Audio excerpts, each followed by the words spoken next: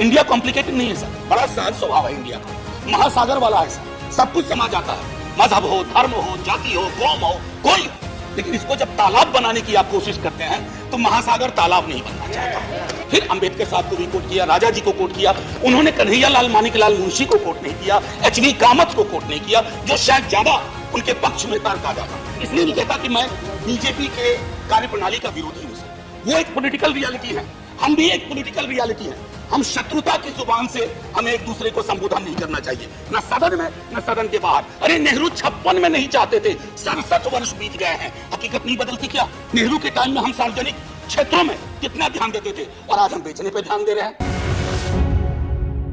देश नीति केवल सच्ची और पक्की खबरें।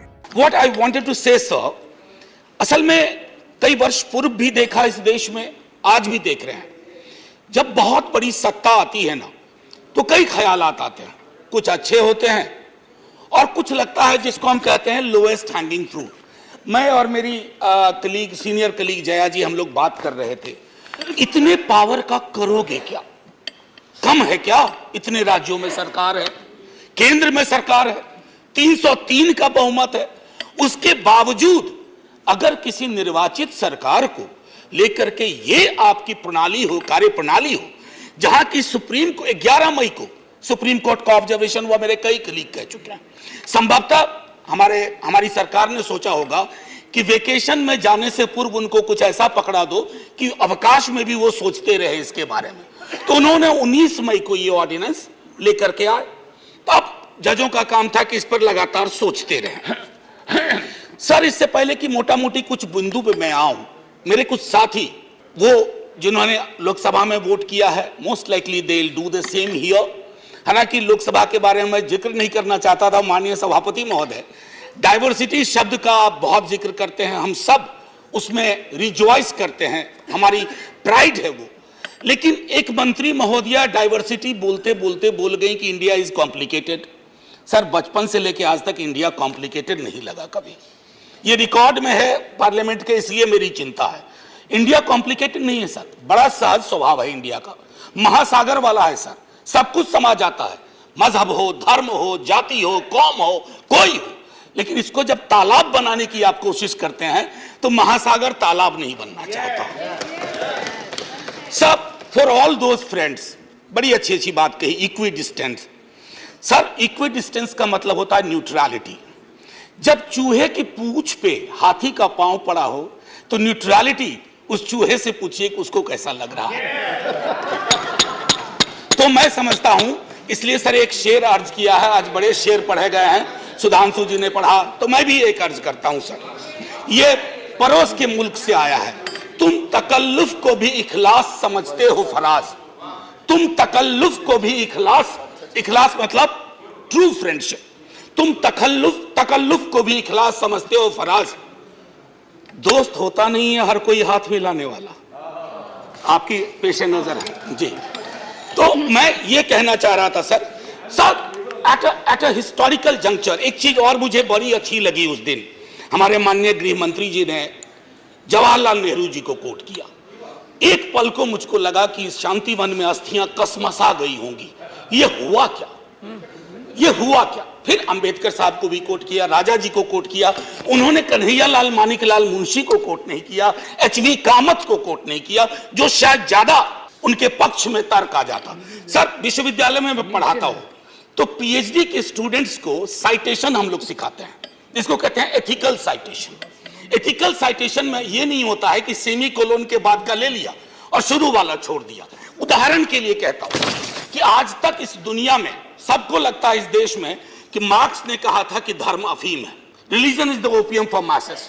Sorry sir, the entire quote is religion is the sigh of the oppressed creature, the heart of a heartless world and the soul of soulless condition. It is the opium of people. Sir, अब इसमें क्या किया हमने? सिर्फ opium वाला line निकाल लिया और मार्क्स को कह दिया कि धर्म विरोधी था। सर, मैं इसलिए कहता हूं साइटेशन बहुत इंपॉर्टेंट चीज है। बहरहाल जवाहरलाल जी की अस्थियों को मजा आया होगा, जहां तक मुझको लगता है शांतिवन में। सर, ये मूलतः मैं इसलिए नहीं कहता कि मैं बीजेपी के कार्यप्रणाली का विरोधी हूं सर, वो एक पॉलिटिकल रियलिटी है, हम भी एक पॉलिटिकल रियलिटी हैं। हम शत्रुता की जुबान से हमें एक दूसरे को संबोधन नहीं करना चाहिए, न सदन में न सदन के बाहर। साहब हम इंडियन मुजाहिदीन नहीं है साहब, हम ईस्ट इंडिया कंपनी नहीं है, हम वो भारतवर्ष हैं जिसको महासागर मैंने कहा, और उस महासागर में आप भी हैं, हम भी हैं। हम और आप एक दूसरे की कीमत पर नहीं है। तो सर मैं ये कहना चाहता था कि ये प्रतिगामी बिल है सर, आपको घंटी नहीं बजाना पड़ेगा, मैं प्रॉमिस करता हूं, पक्का उसी में खत्म कर दूंगा। सर प्रतिगामी मैंने क्यों कहा, दुनिया देख रही है कि हम कितना प्रोग्रेसिव लेजिस्लेशन ला रहे हैं। सर ये मुझे जो चिंता इसमें ये हो रही है कि माननीय सर्वोच्च न्यायालय ने एक निर्णय दिया, सर कुछ सोच के दिया होगा ना। आप अक्सर कहते हैं कि नेहरू नहीं चाहते थे, अरे नेहरू 56 में नहीं चाहते थे, 67 वर्ष बीत गए हैं, हकीकत नहीं बदलती क्या? नेहरू के टाइम में हम सार्वजनिक क्षेत्रों में कितना ध्यान देते थे और आज हम बेचने पे ध्यान दे रहे हैं। ये फर्क आया है ना सर, चूंकि ये फर्क आया है तो हर हकीकत में फर्क होता है। 56 की दिल्ली और आज की दिल्ली वही नहीं है सर। सर मैं तो अरविंद केजरीवाल जी का बिल ही नहीं मानता हूं, दिल्ली गवर्नमेंट का बिल ही नहीं मानता हूं।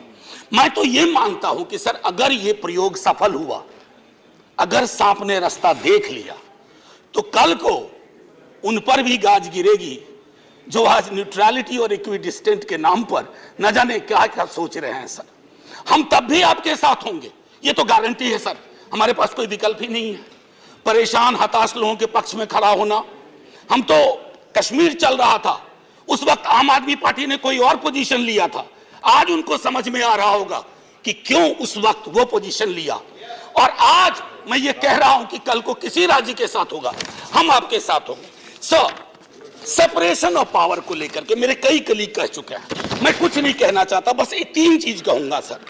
अगर ब्यूरोक्रेट्स मिनिस्टर को उत्तरदायी नहीं है सर, ये अराजकता को जन्म नहीं देगी क्या? मैं दिल्ली की जनता, अगर मैं दिल्ली सरकार हूं, मैं दिल्ली की जनता के लिए उत्तरदायी हूं। जैसे राघव कह रहे थे, अगर कोई विसंगति कहीं आती है, एलजी साहब के पास जाऊं सर, वो चुनाव जीते। हालांकि मैं जानता हूं कि इस देश में गवर्नर्स और लेफ्टिनेंट गवर्नर्स की भूमिका में विस्तार हो गया, अब तो वो राज्यों के नाम बदल दे रहे हैं। सर आपकी मुस्कुराहट इंगित कर रही है कुछ। मैं ये कहना चाह रहा था सर, और मैं समझता हूं कि ये बात मैं कह करके, और 239AA के बारे में जो बातें कही गई हैं मैं उसको दोहराना नहीं चाहता, सिर्फ मैं एक चीज पे आऊंगा, कोरम। सर ये कमाल का कोरम हुआ, 3 में से 2 होंगे। मुख्यमंत्री बेचारा चेयरमैन है, बहुत अच्छी बात कही उन्होंने, चेयरमैन विदाउट चेयर। मुख्यमंत्री चेयरमैन है, वो अगर 2 मिनट लेट भी पहुंचेंगे तो कोरम डिसाइड कर लेगा क्या करना है दिल्ली के लिए। Sir it is not quorum, it is actually an instrument to decimate the very idea of elected government. Sir sir घंटी मत हो जाइए, केशव राव जी की श्रेणी में 1.5-2 मिनट और ले लूंगा। सर एक सोल डिस्क्रिशन का मामला आया है, सोल डिस्क्रिशन, और ये मैं आग्रह करूंगा माननीय गृह मंत्री जी से, हमारी महामहिम राष्ट्रपति के लिए भी जो संदर्भ आते हैं ना, to aid and advice of the cabinet और द मिनिस्ट्री, सर उनका भी सोल डिस्क्रिशन नहीं होता है। ये तो एक तरह से मुझे सोललेस डिस्क्रिशन दिख रहा है, आत्मा विहीन डिस्क्रिशन। सर ये उसमें नहीं फिट बैठता है। सर एक और चीज, मैं अभी कल गूगल कर रहा था सर, फेडरलिज्म पर 2 बहुत महत्वपूर्ण कोट मिले इंटरेस्टिंग लोगों की, एक चंद्रबाबू नायडू जी का, एक नवीन पटनायक जी का। वो कोट मैं पढ़ना नहीं चाहता हूं, बस मैं बता देना चाहता हूं। आखिरी सर, ये पेशे नजर तमाम लोगों के जो कहते हैं, अपील करते हैं कि साहब मदद करो इस बिल पे, तो दुष्यंत जी कह के गए थे कि उनकी अपील है कि हम उनकी मदद करें, चाकू की पसलियों से गुजारिश तो देखिए। सर ये चाकू पसलियों से कह रही है हमारी मदद करो। सर ये आसान मामला नहीं है। जय हिंद सर। आपका एक सब्सक्राइब हमारे लिए महत्वपूर्ण है। देश नीति को अभी सब्सक्राइब करें और बेल आइकन को दबाना ना भूलें।